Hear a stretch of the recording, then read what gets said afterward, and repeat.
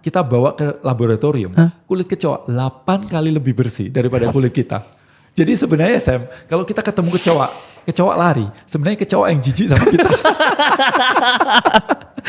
Iya sih. Ya, tapi lagi-lagi kita kan persepsi. Jadi kita bergerak itu bukan karena kenyataan, sebenarnya persepsi dari kehidupan kita seperti itu. Iya sih. Ya, maka itu penting banget bahwa dalam kehidupan kita senang atau tidak, bahagia enggak tergantung dari apa yang di dalam. Sehingga orang-orang yang bisa mengatur apa yang ada di dalam dirinya, maka dia akan mendapatkan kebahagiaan. Yes. Wow, ini podcaster mind blown nih Pak. Banyak sekali fakta-fakta yang benar-benar saya baru tahu juga sekarang nih Pak. Pak, saya mau masuk ke sesuatu yang lebih dalam tentang kesurupan. Karena kan ini kita masih main di persepsi, di pemikiran, mindset dan lain-lain. Menurut Pak Gobin, kesurupan itu beneran ada atau enggak Pak? Enggak. Jadi lagi-lagi Sam, kenapa kok orang selalu mengatakan bahwa kesurupan itu ada roh lain masuk ke dalam tubuh kita, gitu kan? Nah, pertanyaan yang paling besar yang perlu kita tanyakan dalam kehidupan ini, satu pertanyaan penting, dari mana kita tahu apa yang kita tahu? Saya ulangin ya.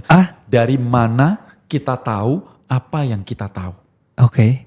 Nah, kita taunya dari mana? Dari orang lain. Betul. Dan orang lain kalau ditanya, apakah dia melihat ada setan masuk? Enggak. Dia taunya dari orang lain, dari orang lain, dari orang lain.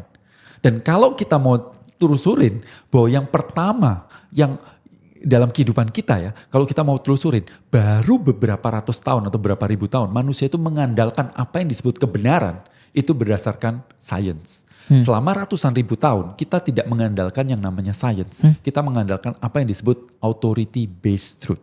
Atau orang-orang yang dianggap membawa sebuah kebenaran tersebut.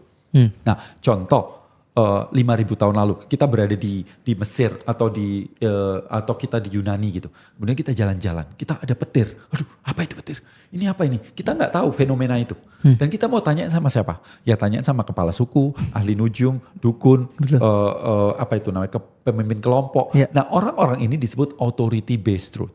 Orang-orang ini yang selalu tahu jawaban. Orang-orang ini anti untuk tidak tahu. Betul. Dia itu ego dia pasti tahu jawabannya. Kalau kita ke dukun tanya, dompet saya hilang. Oh, itu diambil ini. Ini sakit. Oh, ini guna-guna. Pasti dukun selalu tahu jawabannya seperti itu kan. Nah, ketika itu ditanyakan, itu apa? Ya dengan gampangnya dia bilang, oh itu dewa Zeus lagi main cemeti gitu. Nanti ini ombak kenapa? Oh ini dewa ombak dan sebagainya. Artinya dia cuma ngomong, maka itu satu kepercayaan. Dan kepercayaan lain itu berbeda satu dengan lainnya. Kalau kita lahir di Arab dan kita lahir di India contohnya, kita percaya neraka itu panas.